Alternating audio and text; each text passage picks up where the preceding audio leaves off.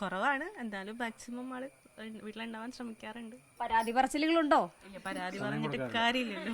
പരാതി പറയാൻ സമയം കൊടുക്കാറില്ല. ഓണം ഓണപ്പഞ്ഞോണം രണ്ടാം നാളിലെ തിരുവോണം ഓണക്കൂടുത്താലോ ഓണപ്പാട്ടുകൾ പാടണം. കൊടി പിടിച്ചും സമരം ചെയ്ത് നടന്ന ഒരു KSUക്കാരൻ ഒരു തെരഞ്ഞെടുപ്പിൽ മത്സരിക്കുന്നു, ഒറ്റച്ചാട്ടത്തിന് മന്ത്രിയാവുന്നു. നമുക്കറിയാവുന്നത് പോലെ തന്നെ VD സതീശൻ മുഖ്യമന്ത്രിയായിട്ടുള്ള സഭയിൽ ഏറ്റവും പ്രായം കുറഞ്ഞ മന്ത്രിയാണ്. കഴിഞ്ഞ 100 ദിവസം കൊണ്ട് തന്നെ അത്യാവശ്യം ചെറുപ്പക്കാരുടെയൊക്കെ പ്രിയങ്കരനായി മാറിയ മന്ത്രിയാണ് OJ ജനീഷ്. സകുടുംബം മീഡിയ വണിനൊപ്പം ചേരുകയാണ്. ഇരട്ടി മധുരമാണ് ഇത്തവണ. ഇരട്ടി മധുരമാണ്, വലിയ ഉത്തരവാദിത്തമാണ്. അപ്പോൾ അതിനിടയിലുള്ളൊരു ഓണം കൂടിയാണ്. അപ്പോൾ വർഷമായിട്ട് മുന്നോട്ട് കൊണ്ടുപോകണം. ഈ ഓണത്തിനൊരു സ്പെഷ്യൽ എന്ന് പറയാനായിട്ട് ഇത്തവണ മന്ത്രിയാണ്, MLA ആണ്, മന്ത്രിയുടെ ഭാര്യയാണ്.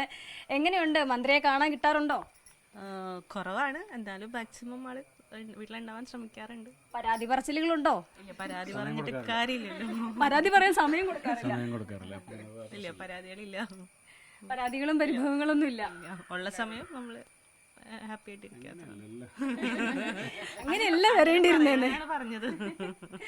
മന്ത്രി പറഞ്ഞു പഠിപ്പിച്ചതാണെന്നാണ് പറയുന്നത്.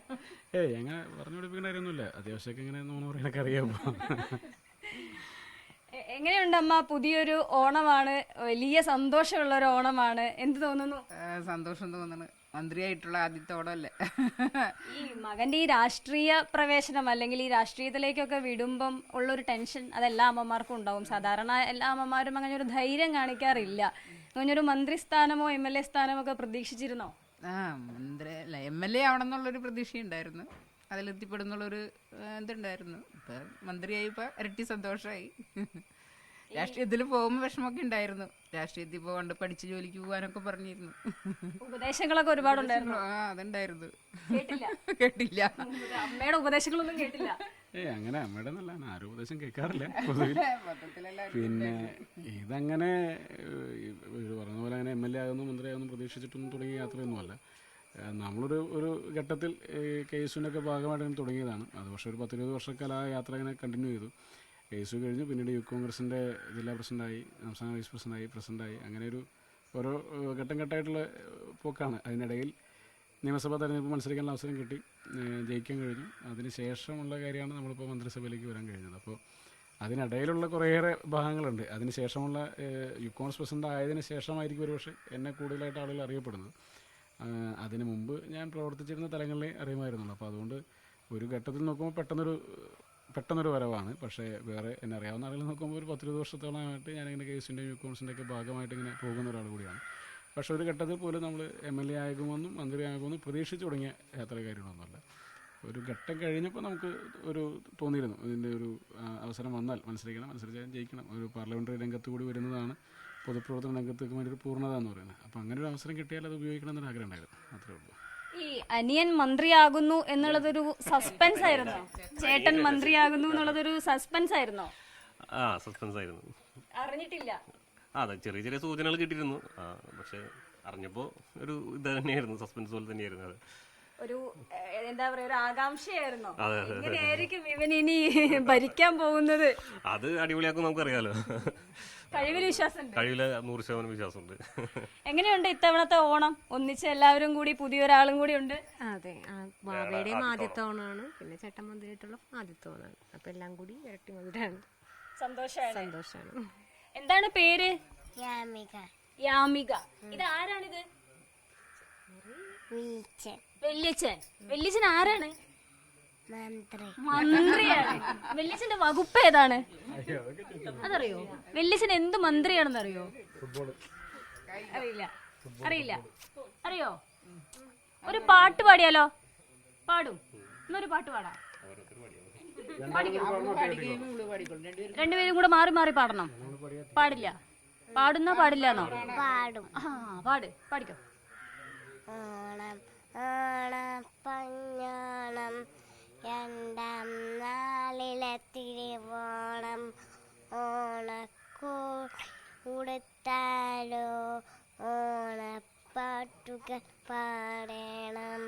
ഓണം ഓണസദ്യ ഉണ്ടത്ത് ഓണക്കളികൾ കളിക്കണം ഓണത്തപ്പ മാവേലി ഞങ്ങളുമുണ്ട് നിന്റൊപ്പം. പാട്ട് പാടുന്നോ? ഓണം ഓണം പൊന്നോണം രണ്ടാം നാളില് തിരുവോണം ഓണപ്പാട്ടുകൾ ഓണക്കോടി ഉടുക്കണം ഓണപ്പാട്ടുകൾ പാടണം ഓണക്കളികൾ കളിക്കണം ഓണസദ്യ ഉണ്ടിട്ട് ഓണക്കളികൾ കളിക്കണം ഓണത്തപ്പ മാവേലി ഞങ്ങളുമുണ്ട് നിന്നൊപ്പം. ഓണസദ്യ കഴിച്ചോ? എന്നിട്ട് ഇല്ല, കഴിക്കാൻ പോകുന്നേ ഉള്ളൂ. ഇത്തവണ കുറച്ചുകൂടി ഓണം ഗംഭീരമാക്കുകയാണ്. എന്താണ് ഇപ്പോൾ കായിക മന്ത്രി ആയതിനു ശേഷം ഇനി എന്താണ് കേരളത്തിന് വേണ്ടി ചെയ്യാൻ പറ്റുന്നത്? എനിക്ക് ഇത് ചെയ്യണം എന്ന് തോന്നുന്ന ഒരു കാര്യം അങ്ങനെ എന്താണ്? അങ്ങനെ എന്തെങ്കിലും ഒരു എയിം ഉണ്ടോ? അല്ല, ഇത്തവണ ഓണം പ്രത്യേകതകളൊന്നുമില്ല. എല്ലാ വർഷവും ഉള്ള പോലെ തന്നെയാണ് ഇവിടെയും ഈ വർഷം ഉള്ളൂ. പിന്നെ രാവിലെ തൊട്ട് ഉച്ചവരെ ഇത്തവണത്തെ ഓണത്തിൻ്റെ ഭാഗമായിട്ടുണ്ടായിരുന്നു മാത്രമല്ല, അല്ലെങ്കിൽ ഉച്ചയ്ക്ക് മാത്രമേ എത്താറുള്ളൂ. അത് കഴിഞ്ഞാൽ ഇന്ന് മറ്റു കാര്യങ്ങൾക്ക് വേണ്ടി പോകും. പിന്നെ പൊതുവിൽ കായിക വകുപ്പിൻ്റെ ഭാഗത്ത് നിന്ന് ഞാൻ കഴിഞ്ഞ ദിവസങ്ങളൊക്കെ സൂചിപ്പിച്ചത് പോലെ തന്നെ കേരളത്തിലെ ഏറ്റവും ഗ്ലാമറസ് ആയിട്ടുള്ളൊരു വകുപ്പാക്കി മാറ്റിയെടുക്കുക എന്നുള്ളതാണ് നമ്മുടെ ഒരു പ്രൈം കൺസേൺ. അതുപോലെ തന്നെ കായിക താരങ്ങളെ സംബന്ധിച്ച് അവർക്ക് ഒരുപാട് അവസരങ്ങൾ കൊടുക്കുക, അവരുടെ പ്രൈഡ് ലിഫ്റ്റ് ചെയ്യുക, അവരുടെ വിസിബിലിറ്റി കൂട്ടുക, അവരുടെ കോൺഫിഡൻസ് വർദ്ധിപ്പിക്കുക. കായിക മേഖലയിൽ തുടർന്നാൽ അവർക്ക് ജീവിതം നഷ്ടപ്പെടില്ല എന്നൊരു ആത്മവിശ്വാസം കൊടുക്കാൻ വേണ്ടി കഴിയുക. അവർ ഈ മേഖലയിൽ തന്നെ വീണ്ടും വീണ്ടും കോമ്പറ്റൻ്റായിട്ട് നിൽക്കാൻ വേണ്ടി പ്രേരിപ്പിക്കുക, പരിശീലിക്കാനും പരിശീലനം നടത്താനും ഒക്കെ കാര്യങ്ങൾക്ക് വേണ്ടിയുള്ള അവസരങ്ങൾ കൊടുക്കുക എന്നുള്ളത്. ഇപ്പോൾ കേരളത്തിലെ കായിക വകുപ്പ്, നമ്മൾ കേരളത്തിലെ സ്പോർട്സ് ഒരു സമയത്ത് രാജ്യത്ത് തന്നെ ഒന്നാമതായിരുന്നു. ഇന്ന് പക്ഷേ നമ്മൾ 14-15 സ്ഥാനങ്ങളിലേക്ക് താഴോട്ട് പോകുന്നു.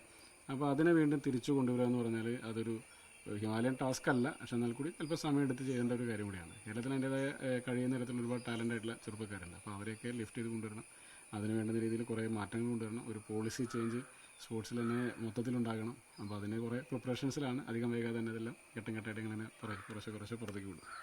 അപ്പോൾ അറിയാം, ഓണത്തപ്പനും ഓണപ്പൂക്കളവും സദ്യയും നോക്കിയായി മന്ത്രി അങ്ങനെ ഓണത്തിരക്കിലാണ്. അങ്ങനെ മന്ത്രിയെ നമുക്ക് മന്ത്രിയുടെ തിരക്കുകളിലേക്ക് കുടുംബത്തിലേക്ക് തന്നെ തിരികെ വിടാം.